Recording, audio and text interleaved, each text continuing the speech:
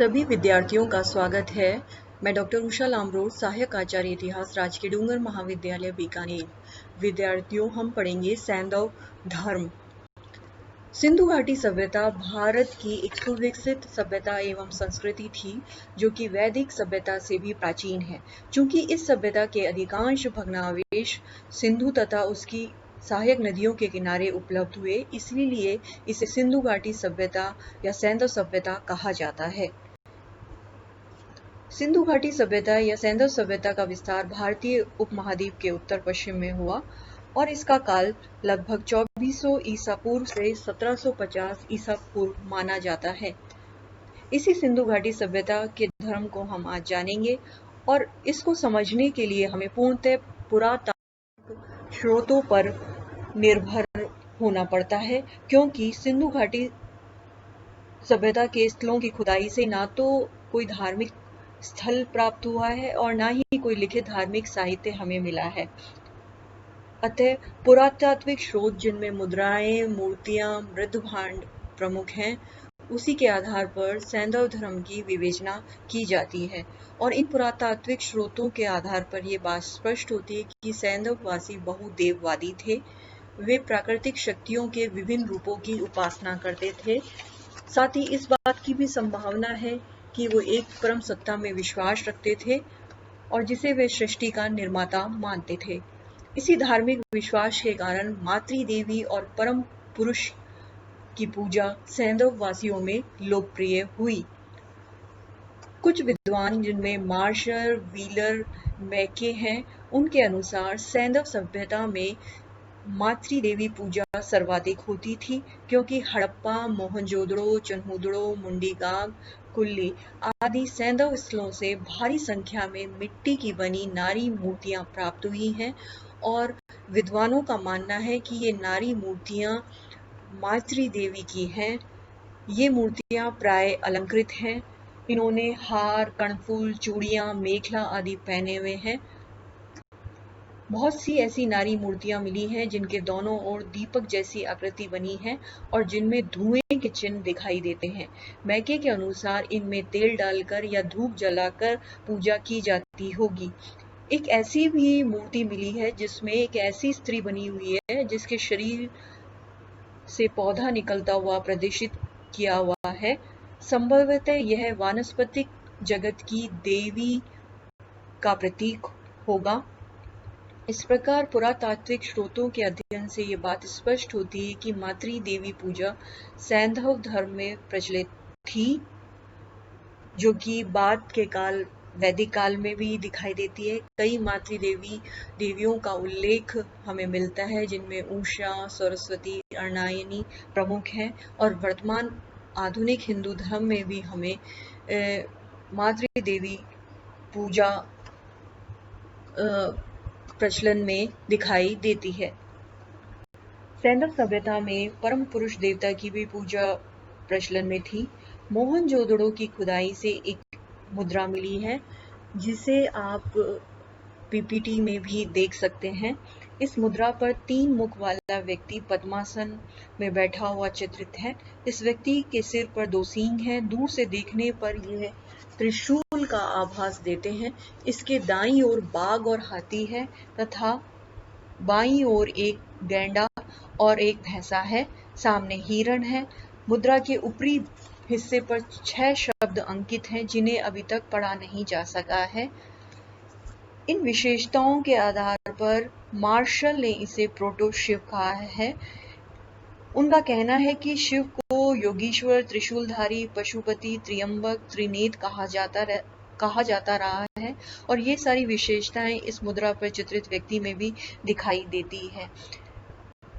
खुदाई से एक ऐसी मुद्रा भी मिली है जिस पर योगासन व्यक्ति का चित्र है, जिसके दोनों ओर एक एक नाग और सामने 2 नाग बैठे हैं।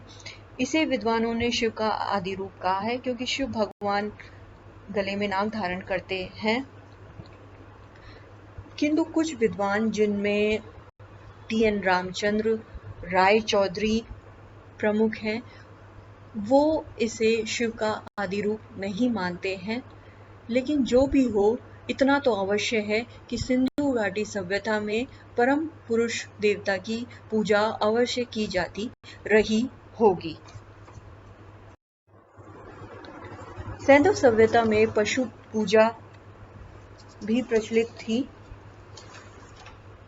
खुदाई से मिली असंख्य मुद्राएं इसके साक्ष्य हैं। पशुओं में गैंडा, बैल, चीता, हाथी, भैंसा आदि प्रमुख हैं जिनकी पूजा की जाती रही होगी। मोहनजोदड़ो से एक ताम्र पत्र मिला है जो आप इस पीपीटी में भी देख सकते हैं। इस ताम्र पत्र पर कुबड़दार बैल अंकित किया हुआ है। एक ऐसी भी मुद्रा मिली है जिसमें नाग की पूजा करते हुए मनुष्य का चित्र अंकित है।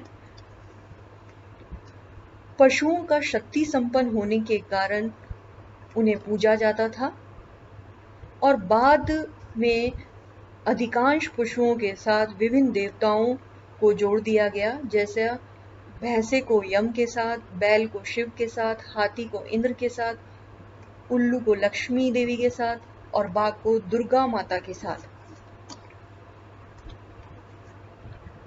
सिंधु घाटी सभ्यता में वृक्ष पूजा भी प्रचलन में थी। मुद्राओं पर वृक्षों के चित्र मिलते हैं। सबसे अधिक पवित्र पीपल का वृक्ष माना जाता था, क्योंकि मृदभांडों मुद्राओं पर सबसे ज्यादा अंकन इसी वृक्ष का हुआ है। एक ऐसी मुद्रा मिली है जिसमें 2 पशु हैं और उनके शीर्ष पर 9 पीपल की पत्तियां अंकित हैं। एक अन्य मुद्रा भी ऐसी मिली है जिसमें एक स्त्री का चित्र है और जिसके दोनों ओर एक टहनी बनी है, जिसके सामने पत्तियों का एक मुकुट पहने हुए एक अन्य आकृति है। मार्शल ने इस टहनी को पीपल की कहा है। पीपल पूजा के अतिरिक्त नीम, खजूर, बबूल आदि का भी अंकन मुद्राओं पर मिला है। संभवतः इनकी भी पूजा की जाती होगी। भारत में वृक्षों की पूजा प्राचीन काल से लेकर वर्तमान में आज भी देखी जा सकती है।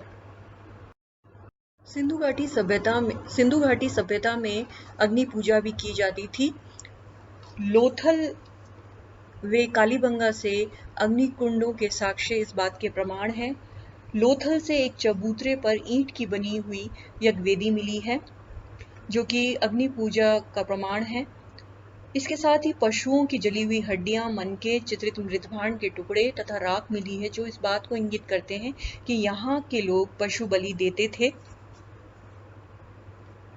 कालीबंगा से एक कुएं के समीप 7 आयताकार